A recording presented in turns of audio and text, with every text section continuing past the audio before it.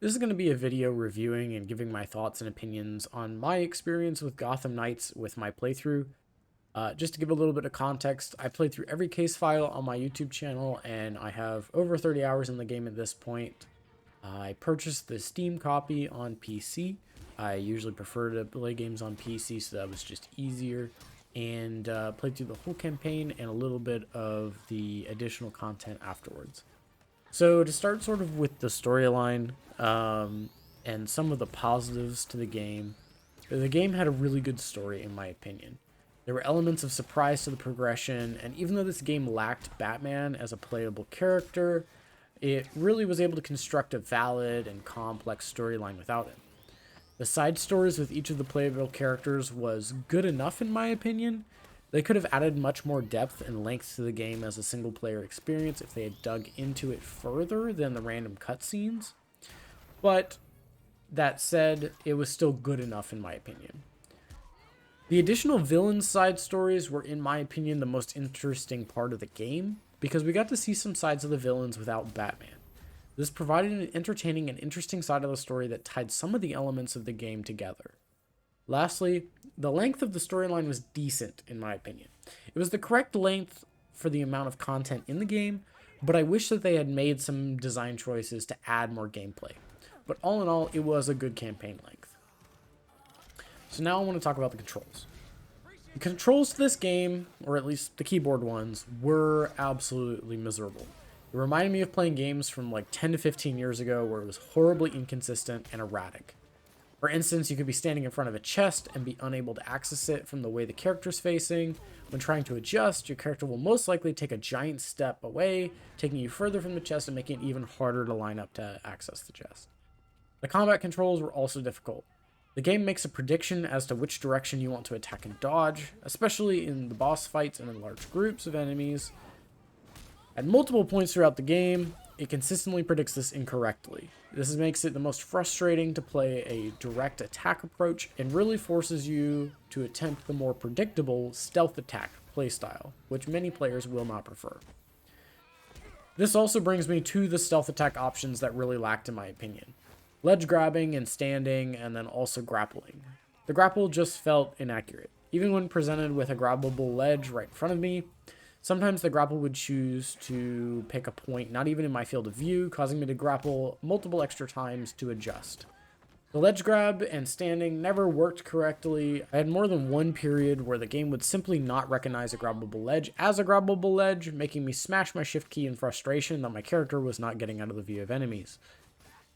The gameplay consisted mostly of 5 different things: open combat, cutscenes, scanning objects with the AR, stealth combat, and the occasional puzzle.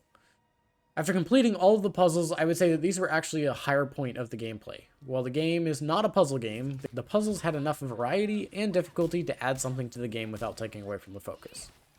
The second best part of the gameplay was certainly the stealth combat.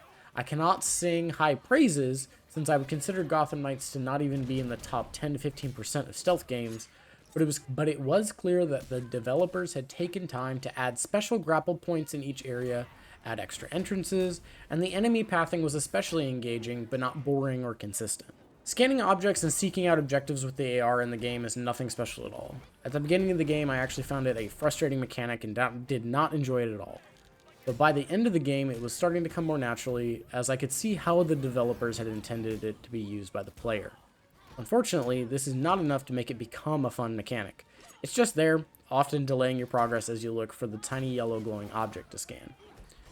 The cutscenes were just about what I expected, often longer than anticipated. They had good lip syncing, and certainly the graphics quality was fine.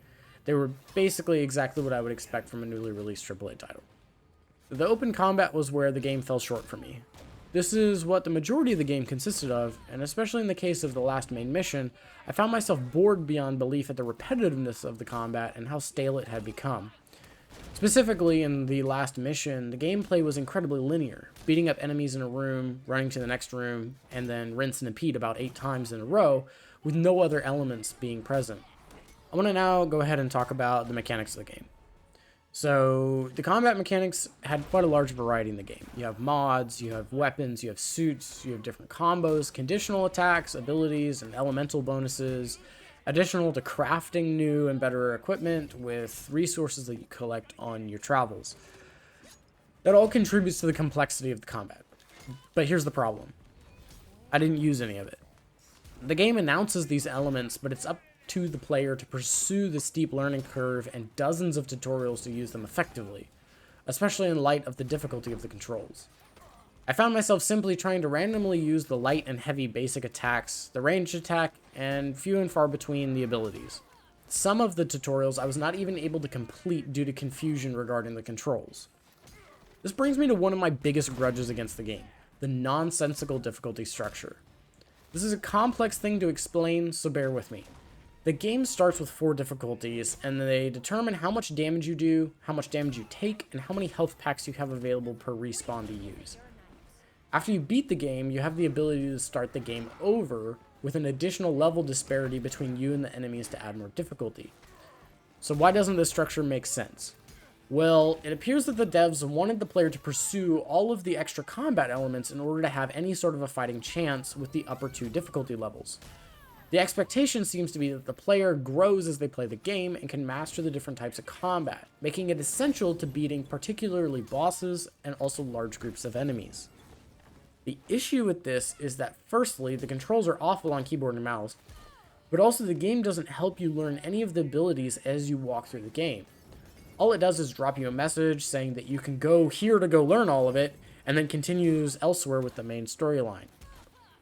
I don't know exactly how all of you play games, but I personally like to stick mostly to the main storyline, and then go back and clean up after I beat the game and do the side tasks. The issue is that I wanted to make progress, not work through hours of tutorials in order to progress. Unfortunately, without those extra time-consuming mechanics, the game takes a next level of difficulty. I found myself struggling to do any decent amount of damage to bosses, sometimes spending upwards of 45 minutes in a boss fight, only to get killed and start it all over, virtually forcing me to lower the difficulty just to get past it instead of trying again to beat it.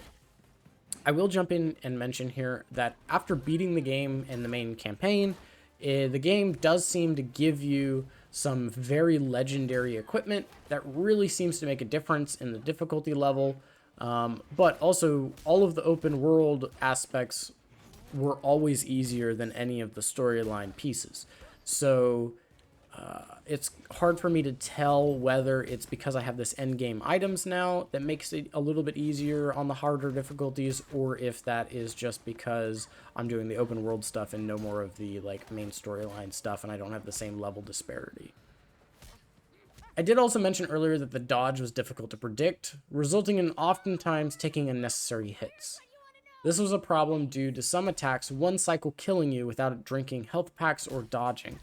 If you fail to dodge, you die. If you run out of health packs, you die. It was a very unforgiving way to struggle through combat. Lastly, many of these issues in a traditional RPG with leveling would be solved by allowing the player to complete side objectives and increase their level above the enemies. Gotham Knights does not allow the player to do this, especially with the boss fights. The game assigns a level to different missions, usually, but boss fight missions, both the minions and the bosses have the same level as the player, which, especially when the boss fights are as difficult as they are, make them almost unbeatable without adjusting the difficulty. Now I want to go ahead and talk about some of the bugs and stability issues I ran into while playing the game. The game is absolutely loaded to the brim with bugs. Some people have had more success than others in terms of stability, but the bugs are common and inconvenient. I had more than one boss bug out once killing them, forcing me to restart the fight. Conveniently, the devs actually added a button for this, meaning they knew of this issue when the game was released. Additionally, the controls being buggy, as I've discussed previously, was certainly frustrating. I had bosses hit me across the arena while dodging, and bosses that hit but didn't deal damage even when I was standing right in front of them. I had stun locks happen on numerous occasions, both with large enemies and usually in bosses, due to them typically having arena hazards that will stun you. The bat cycle was incredibly buggy, and the surrounding traffic didn't help. I ran into probably over a dozen invisible cars on the road during my gameplay, and consistently got stuck or glitched out while riding it. I had attacks that wouldn't land, enemies that were alerted to my presence when nowhere near them, my character getting stuck, collectibles I could not collide with to collect them, and the list goes on. Fortunately, the good news is that most of these issues were fixable with a restart. However, the problem is that they happen so frequent, I was constantly resetting my progress to fix a bug in order to proceed. In terms of stability, I had random crashes and video memory leaks. These did not show up that frequently, only about every few hours, but I did want to mention it. I do know that some players have documented much worse stability problems. It's very rare for me to have stability problems with a game, but Gotham Knights did have a few. Now, I want to go ahead and give a few special notes about the game. The game's not all bad. The game did make it really easy to change between the playable characters without much of a penalty. They provided the ability to play as who you wanted or switch between all four during the entire game. The music was actually one of the high points of the game for me. Integrated effectively with a healthy variety and never drawing too much attention to itself, save a few fun instances, the audio design was truly good. The bike races are actually a very fun mechanic when you're able to ignore the buggy nature of the bike itself. The only problem I had was that it took forever to clear the bike routes to actually do the race. Until you beat the game, there's a lot of pop-up crimes and objectives all over the map, which prevent you from starting a race even after unlocking it. So it was very annoying to go clear 3 crimes before doing a 2-minute race. The game is advertised as open world. It is certainly hardly so. The actual non-storyline extra events that pop up are repetitive, boring, and also horribly easy compared to the rest of the game. They primarily serve as annoying pop-up objectives while traveling from actual objective to objective. So, to conclude, I mentioned at the end of my playthrough that I wanted to give this game sort of a B rating. Somewhere in the 8 to 9 out of 10 range. Unfortunately, after thinking through many of the aspects and factors of the game, I'm officially going to give this game a 7.8 out of 10. I dropped the score since my playthrough because I can see how much more potential this game had to be a knockout, thrilling, exciting, replayable masterpiece.